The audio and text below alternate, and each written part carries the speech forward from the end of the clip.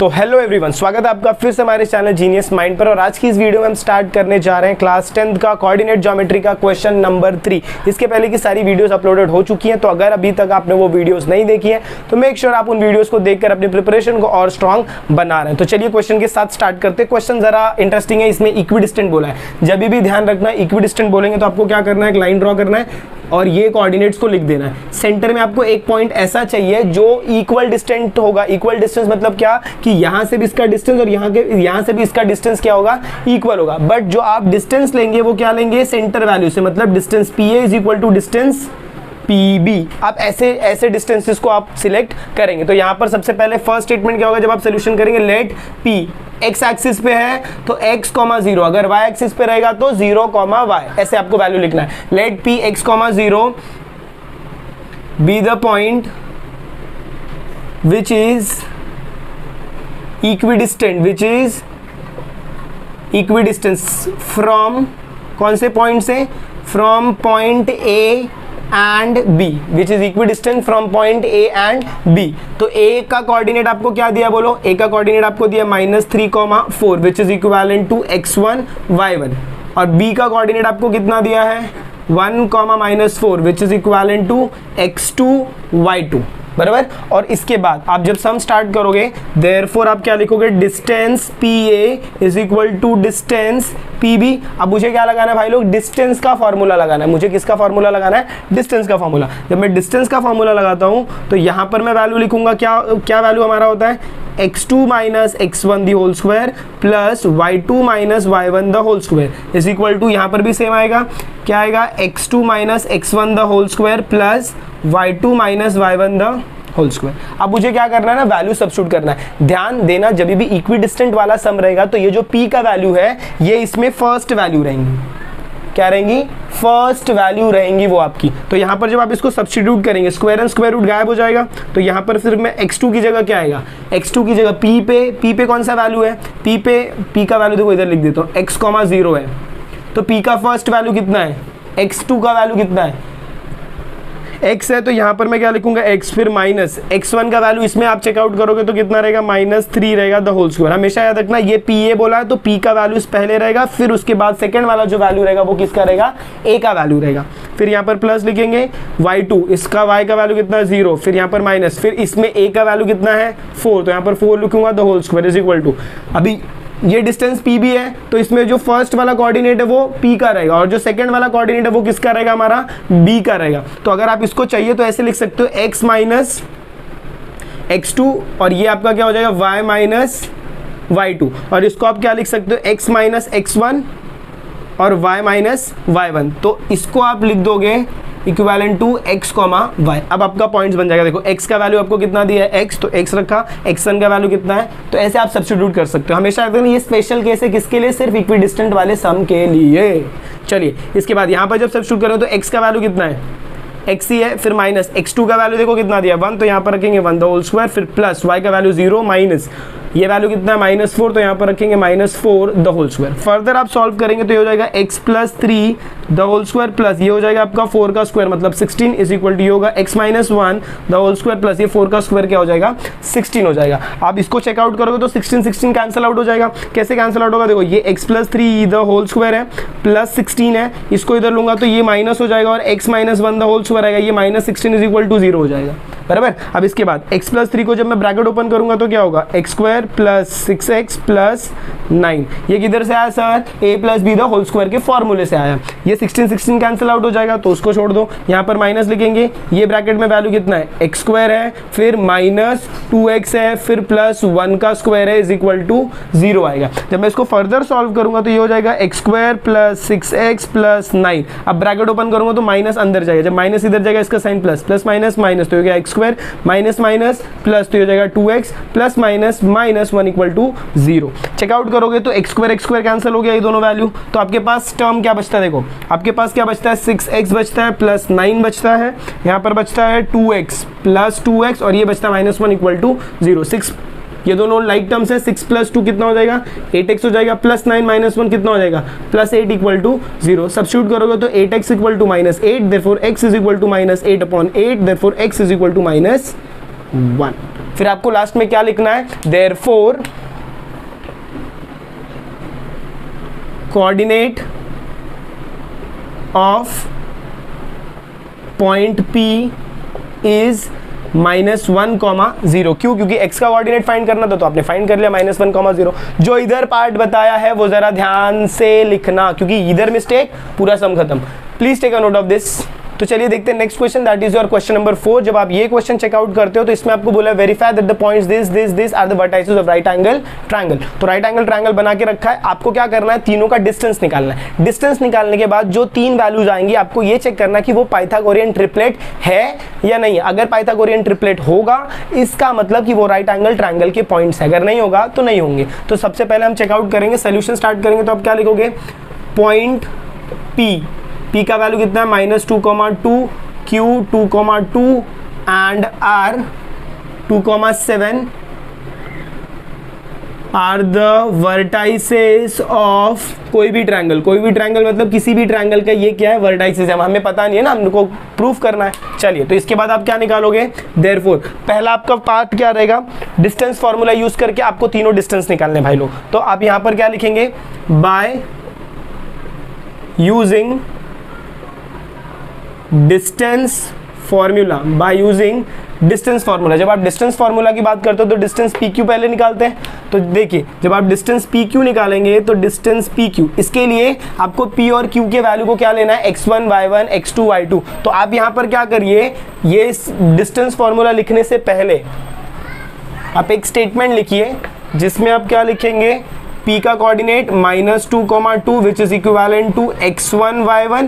उसके बाद Q का coordinate 2,2 which is equivalent to x2 y2। और उसके बाद R का coordinate 2,7 which is equivalent to x3 y3। इतना आएगा। अच्छा, अब इसके बाद मुझे क्या लिखना है, बाय यूजिंग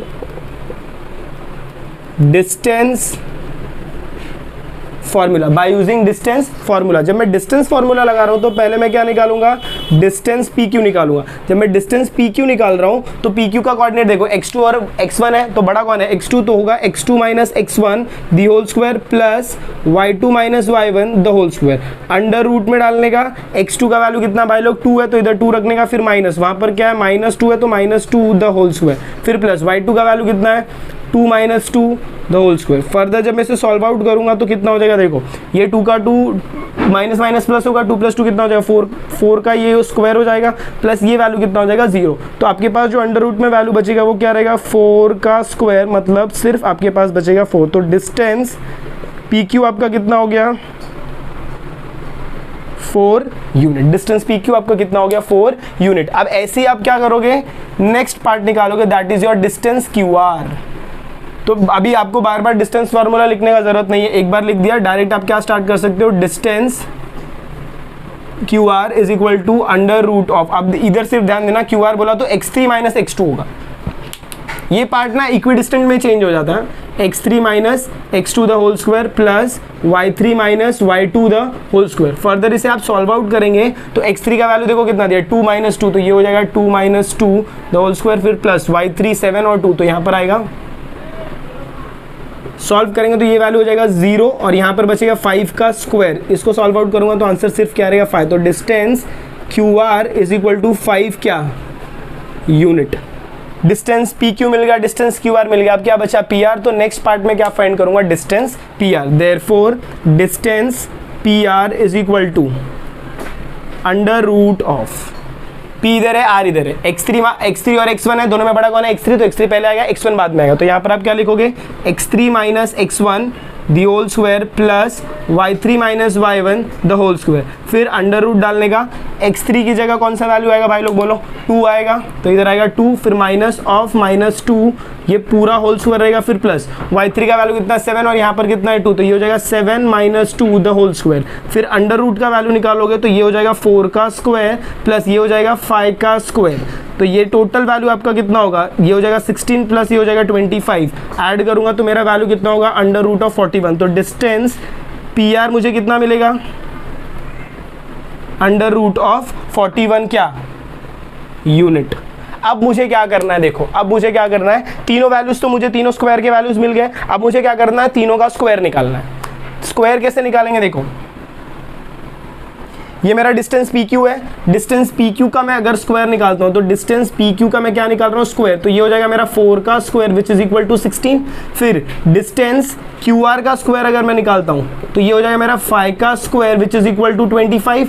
और अगर मैं डिस्टेंस पी आर का स्क्वायर निकालता हूं तो ये मेरा हो जाएगा अंडर रूट ऑफ 41 का square which is equal to 41, बराबर। अब यहां पर देखो आपको 3 नंबर दिख रहे हैं, 1 2 3, तीनों पाइथागोरियन ट्रिपलेट बन रहे हैं क्या, किसी भी दो वैल्यू को जोड़ के थर्ड वैल्यू आ रहा है क्या, तो ध्यान से देखो ये दोनों वैल्यू को जोड़ के आपको ये वैल्यू मिल रहा है। तो आप इसके बाद क्या लिखोगे, देयरफॉर डिस्टेंस पी आर का स्क्वायर, डिस्टेंस पी आर का square is equal to distance P Q का स्क्वायर फिर प्लस डिस्टेंस क्यू आर का स्क्वायर। ये वैल्यू आपका स्टेटमेंट आ गया। Therefore point P Q R are the vertices of right angle triangle. I hope आपको ये पार्ट समझ में आया कि इसमें हमने क्या किया। हमने क्या किया, नॉर्मली आप पाइथागोरियन ट्रिपलेट क्या करते हो, सबका स्क्वायर निकालते हो, स्क्वायर निकालने के बाद अगर दो वैल्यू को ऐड करके आपको थर्ड वैल्यू मिल रहा है, इसका मतलब वो पाइथागोरियन ट्रिपलेट है। अगर ये पाइथागोरियन ट्रिपलेट है मतलब ऑल दी साइड्स या फिर all the points are the vertices of a right angle triangle. I hope आपको क्वेश्चन समझ में आया, please take a note of this. तो चलिए देखते हैं next question, that is your question number 5। Question number 5 में आपको क्या बोला है, जैसे अभी इसके पहले वाले में बोला था कि prove that points are the coordinates of right angle triangle, वैसे इसमें क्या बोला है, prove that points are the vertex of parallelogram. अभी इसको सॉल्व करने का ना दो तरीका है, या तो आप क्या कर सकते हो, सारे साइड का आप क्या निकालो, डिस्टेंस। जब आप डिस्टेंस निकालोगे तो उनके वैल्यूज इक्वल रहेंगे, बट वो थोड़ा लेंदी प्रोसेस है। तो इससे अच्छा हम लोग क्या करेंगे ना, यहाँ पर डायगोनल, कुछ बुक्स में ना ऐसे डायगोनल लेके सॉल्व किया है और कुछ बुक्स में ना डिस्टेंस लेके सॉल्व किया। हम लोग क्या करेंगे, डायगोनल्स लेके सॉल्व करेंगे और इधर एक प्रॉपर्टी लगाएंगे। इसके लिए आपको प्रॉपर्टीज आनी चाहिए पैरेललोग्राम की, diagonals of parallelogram bisect each other. अच्छा, अगर ये बाइसेक्ट कर रहा है इसका मतलब क्या होगा कि ये जो पॉइंट है ये डिस्टेंस इसके इक्वल होगा, इसका मतलब ये जो पॉइंट होगा ये पॉइंट को आप क्या बोल सकते हो भाई लोग, मिड पॉइंट। क्या बोल सकते हो, मिड पॉइंट। अच्छा, अगर ये मिड पॉइंट है तो इसका वैल्यू चेंज नहीं होगा, चेंज नहीं होगा मतलब अगर मैं पी आर का मिड पॉइंट निकालूंगा तो भी वैल्यू सेम आएगा, और अगर मैं एस क्यू का वैल्यू निकालूंगा तो भी मेरा पॉइंट सेम आएगा। तो अगर दोनों का पॉइंट सेम आ रहा है इसका मतलब ये जो पॉइंट है वो क्या हो जाएगा, आपका मिड पॉइंट। और by the property diagonals of parallelogram bisect each other, ये आपका क्या हो जाएगा, पैरेललोग्राम। अगर आपको ये नहीं जमता है, कुछ बुक्स में आपको ऐसा दिया रहेगा सबका डिस्टेंस निकाला और अगर अपोजिट डिस्टेंस इक्वल रहेंगे तो वो आपका क्या रहेगा, पैरेललोग्राम। अब वैसे भी जा सकते हो। चलिए ये क्वेश्चन को स्टार्ट करते हैं। सॉल्यूशन देखो, सबसे पहले आप क्या करोगे, यहां पर पॉइंट है क्या, नहीं है, तो इसको मैं क्या कंसीडर करूंगा, m, और इसको क्या, या फिर आप इसको क्या ले सकते हो, a ले सकते हो, और ये हो जाएगा आपका x, y। फिर तो चलिए जब आप सॉल्यूशन को स्टार्ट करेंगे तो सबसे फर्स्ट पॉइंट आप क्या लिखेंगे, let a x, y be the mid point. भाई ये किसका मिड पॉइंट है, मिड पॉइंट ऑफ डायगोनल का लिखा है ना हम लोग ने, mid point of diagonal. Diagonal का वैल्यू कितना है, diagonal P R and diagonal S Q. Let A be the mid point of diagonal P R and diagonal S Q. Therefore अगर ये मिड पॉइंट है तो मैं यहाँ पर क्या लगा सकता हूँ, बाय मिड पॉइंट फॉर्मूला लगा सकता हूँ क्या, मिड पॉइंट फॉर्मूला क्या होता है, x is equal to x1 plus x2 upon 2 और y is equal to y1 plus y2 upon 2। तो यहाँ पर मुझे क्या चेकआउट करना है, देखो p आ रहा है तो p अगर मैं लेता हूँ तो इसका वैल्यू कितना है 2, -2 विच is equal to x1 y1, और उसके बाद कितना है आपका r का वैल्यू कितना होगा 11, -1 विच is equal to x2 y2, और ये सेंटर वाला जो a है उसका कोऑर्डिनेट हमने क्या लिया, x और y कंसिडर किया है। देयरफॉर आप क्या लिखेंगे यहाँ पर, bye mid point formula, therefore by mid point formula. तो मिड पॉइंट फॉर्मूला क्या बोलता है, a का कोऑर्डिनेट मुझे चाहिए ना, तो मिड पॉइंट फॉर्मूला बोलता है x is equal to x1 plus x2 upon 2 and y is equal to y1 plus y2 upon 2। Further solve out करेंगे तो x is equal to x1 और x2 का वैल्यू कितना है, x1 का value कितना है 2, फिर प्लस का साइन, x2 का वैल्यू कितना है 11 अपॉन 2, तो ये x का वैल्यू कितना हो जाएगा 13 अपॉन 2। फिर वहां पर आएगा y का y1 का वैल्यू कितना, देखो -2 है, फिर प्लस y2 का वैल्यू कितना है -1/2 सॉल्व करेंगे तो y is equal to -2 -1/2, therefore y is equal to -3/2। Therefore coordinate of point A is equal to कितना है 13/2 -3/2। अच्छा, अब इसके बाद क्या, ये आपका फर्स्ट पार्ट हो गया। अब सेकंड पार्ट के लिए आपने इसका मिड पॉइंट निकाला, अब आपको किसका निकालना है, SQ का मिड पॉइंट निकालना है। फिर उसमें आप क्या लिखोगे, SQ के लिए S को आप क्या कंसिडर करोगे, S का वैल्यू आपको कितना दिया है 6, -6 विच is equivalent to x1 y1। उसके बाद Q को आप क्या कंसिडर कर रहे हो, Q का पॉइंट देखो इधर दिया 7, 3 विच is equivalent to x2 y2। अब यहां पर आप क्या लिखोगे, देयरफॉर बाय डिस्टेंस नहीं bro, mid point formula, therefore by mid point formula. Mid point formula बोलोगे तो क्या लगेगा भाई लोग, x is equal to x1 plus x2/2 and y is equal to y1 plus y2/2। Further solve करोगे तो x1 और x2 का वैल्यू आपको कितना दिया, x1 और x2 का वैल्यू इधर नहीं देखो, इधर देखो, x1 और x2 का वैल्यू 6 प्लस 7/2 और y1 और y2 का वैल्यू कितना दिया 3, y1 का वैल्यू कितना दिया है -6 प्लस y2 का वैल्यू कितना दिया है 3/2। सॉल्व करेंगे तो x is equal to 13/2 and y is equal to -3/2। Therefore coordinate of point A is equal to 13/2 -3/2। अब आप देखो तो दोनों का पॉइंट सेम आ रहा है, अब इसके बाद हम लोग एक स्टेप क्या लिखेंगे, देखिए बहुत सिंपल सा स्टेप है, इसके लिए रफ करूंगा, please take a screenshot of this.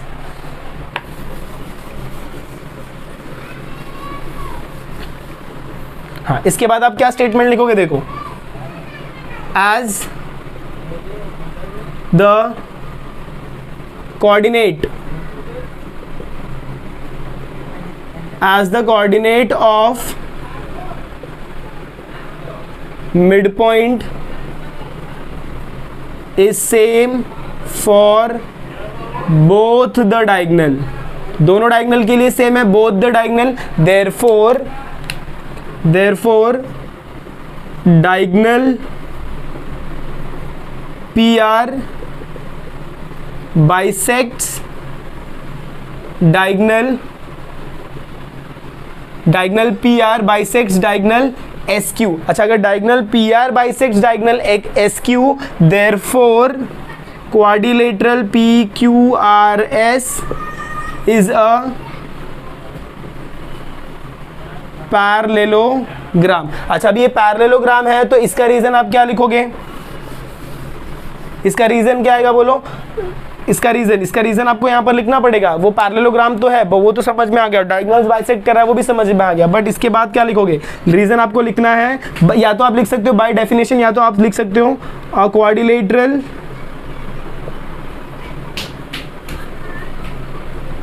In which diagonal bisect each other is called as parallelogram. ये सिंपल था, क्यों पता है, क्योंकि इसमें ना आपको 2 बार सॉल्व करना है। जब आप डिस्टेंस फॉर्मूला लगाते हो तो उसमें भी आपको सेम ही करना पड़ता है, बहुत ज्यादा बार, 4 बार आपको यूज करके फिर लास्ट में स्टेटमेंट आपको उसमें भी लिखना है, इसीलिए सिंपल हो जाता है। तो जब भी पैरेललोग्राम पूछेंगे तो दिमाग में रखो आपको क्या करना है, डायगोनल का वैल्यू निकालना है। आई होप आपको क्वेश्चन समझ में आया, please take a note of this. तो अगर आपको वीडियो पसंद आई और अगर आपको ऐसा लग रहा है कि यस यहाँ पर कुछ इंटरेस्टिंग चल रहा है, तो प्लीज वीडियो को ज्यादा से ज्यादा अपने फ्रेंड्स के साथ शेयर करें। चैनल पर नए तो चैनल को सब्सक्राइब करना ना भूलें। मिलते हैं अगली वीडियो में इसी की कंटिन्यूएशन के साथ, तब तक के लिए have a good day and take care.